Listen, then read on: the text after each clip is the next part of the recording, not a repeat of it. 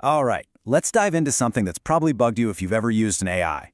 We're talking about why these super powerful models, like GPT, sometimes just, well, make stuff up. It's a weird phenomenon, so let's get right into it. I mean, you've totally been there, right? You ask ChatGPT a question, and what you get back is this beautifully written, super detailed, and completely, totally wrong answer. It's such a weird feeling, isn't it? Well, there's actually a name for that. So this is the whole phenomenon we're going to dig into. In the AI world, they call it hallucination. And, really understanding this is the key if you want to use these tools the right way. Okay, so what is an AI hallucination?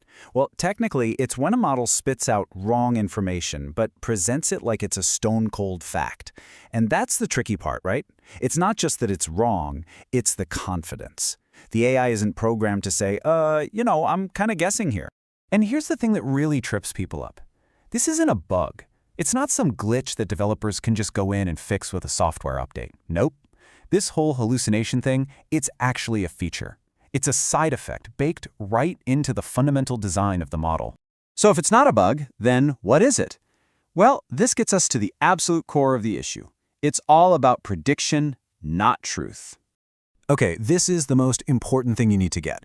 GPT does not know what's true or false. It just doesn't. Its entire world is based on math and probability. It's never asking itself, what's the right answer here? Instead, it's always asking, based on all the text I've ever seen, what word is statistically most likely to come next? That's it. That's the whole game. And this little comparison here really puts it into perspective. Our brains, we're built to understand truth, to reason things out, to check our facts. But a GPT model, it's doing something totally different. It's just predicting patterns, trying to generate what seems like a likely sequence of words. And its number one priority? Fluency. It just wants to sound right. These are just two completely different ways of handling information. So how does this prediction engine actually, predict? Let's take a quick look inside the brain of the AI. Okay, so here's a super simplified version of how it thinks. First, when you type in a prompt, the AI breaks it all down into little pieces called tokens. Think of them as words or even parts of words. Then it turns those tokens into numbers, because that's the only language it speaks.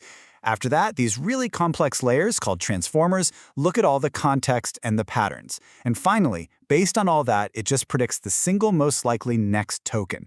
Then it does it again and again and again, building its answer one piece at a time.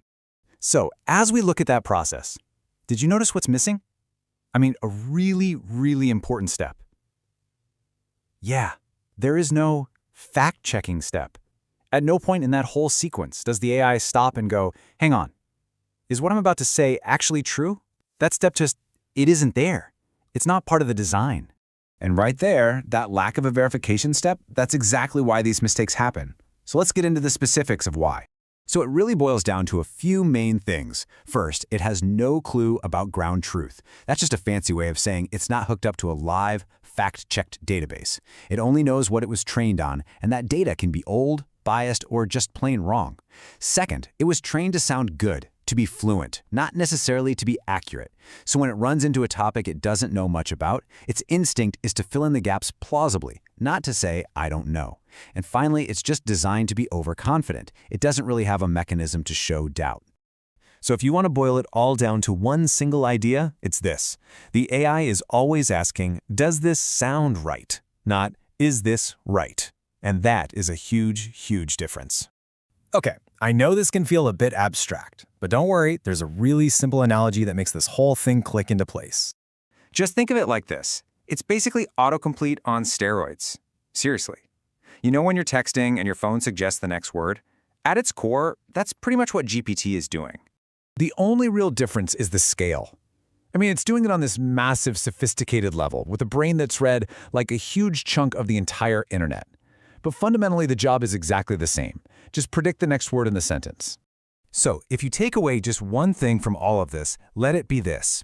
GPT predicts. It doesn't verify. That's the mantra. That is the fundamental rule for how these things work. So, okay, what does this actually mean for you? Well, it means you've got to treat AI like a super powerful assistant, not a source of absolute truth. It's an amazing tool for brainstorming, for drafting an email, for summarizing a long document, for sure. But you have to be the one who stays critical. If you're dealing with facts, you are the fact checker. You can't blindly trust what it tells you. All right, so we know that it's all about prediction, but how does it actually choose which word to predict next, especially when there are a bunch of good options? I mean, that's where all the creativity and sometimes all the weirdness comes from. And that is exactly what we're going to break down in our next explainer. See you then.